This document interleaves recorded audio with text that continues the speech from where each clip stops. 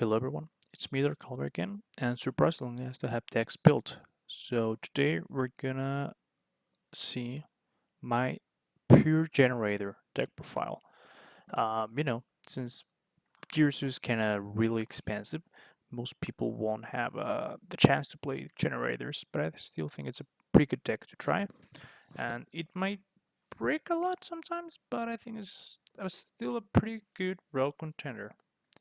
Uh, so yeah, let's just start right into it. Hopefully my layout looks a little bit clearer because the cards, I know there's like a shadow on the screen. So hopefully that's not too annoying. Anyways, starting with the boss, in case you don't know, this is made out of bosses.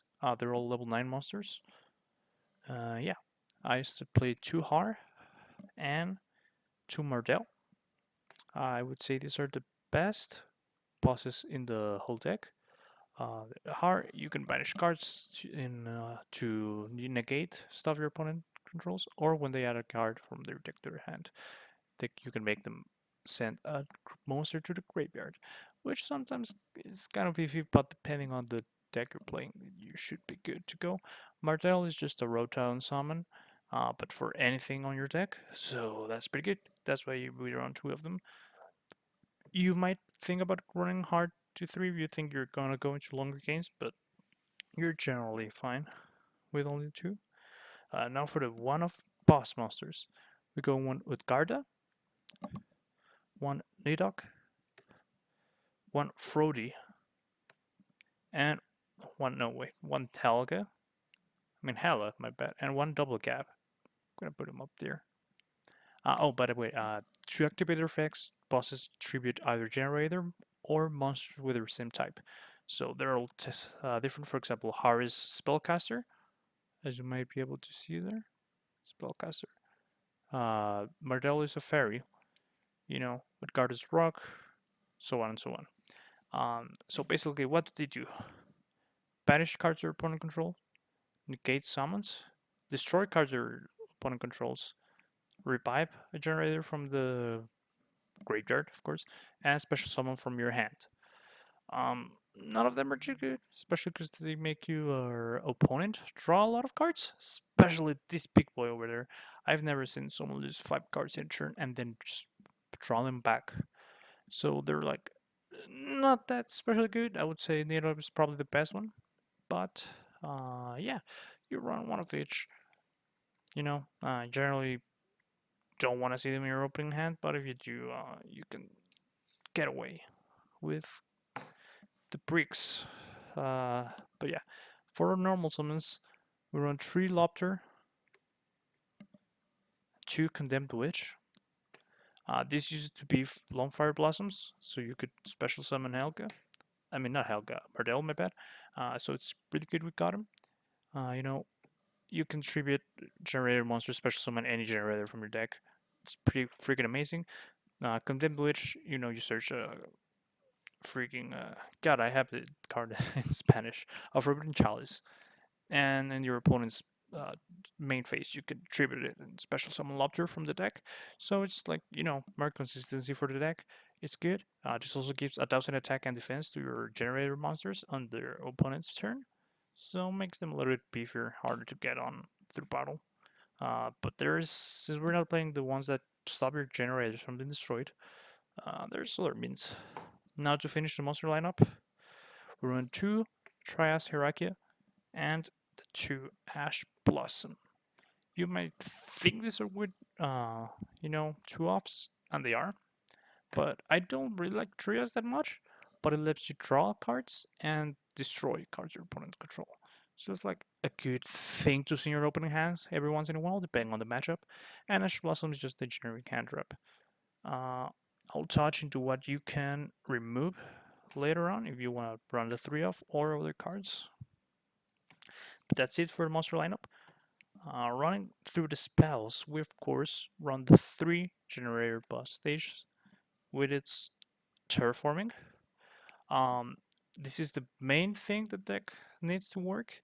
Lets you special summon every time your opponents draw. Well, it's a once per turn, but not hard once per turn.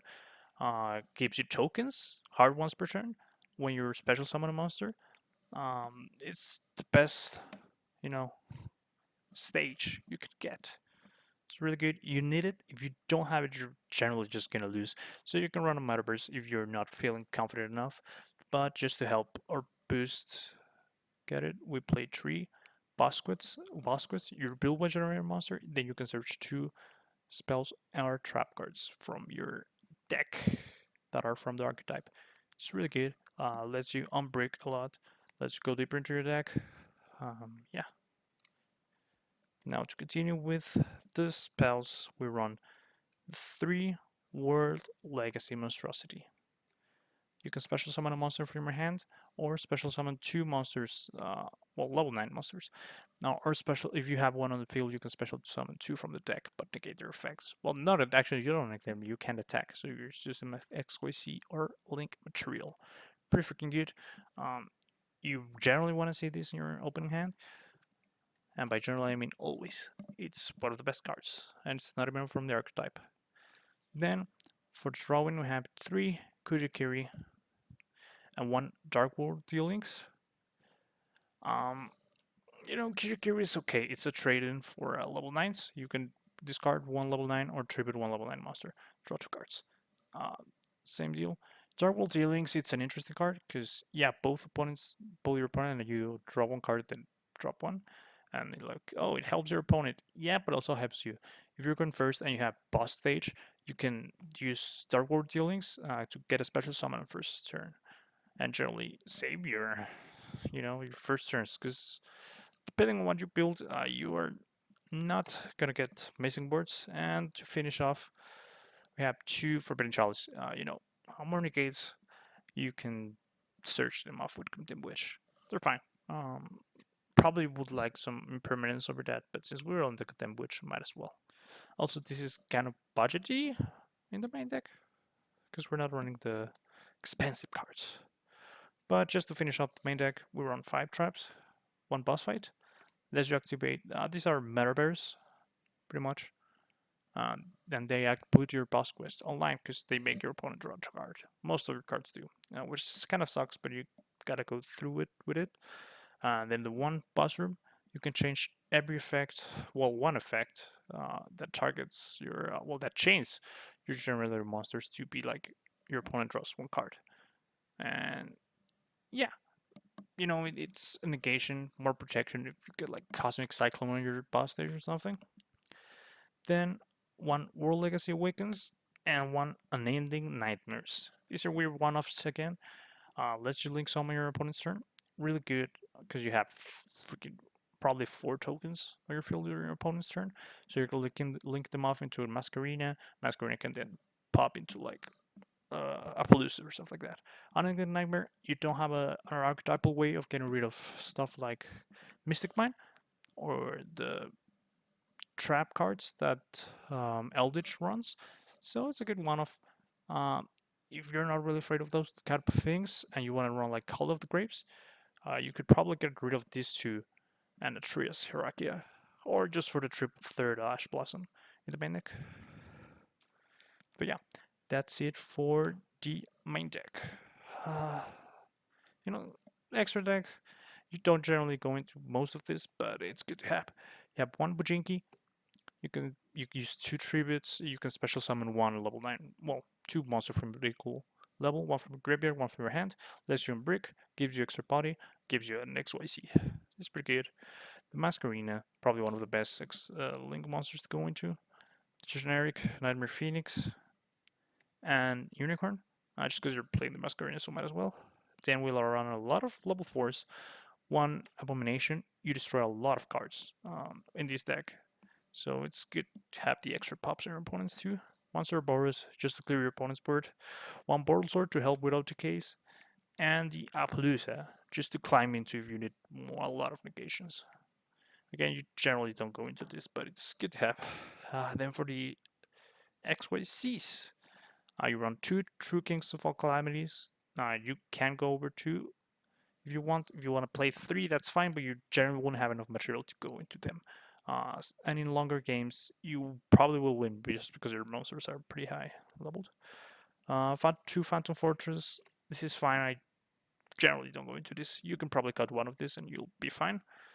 One 9 laps cut, one earth slicer, and the one Jormungandr.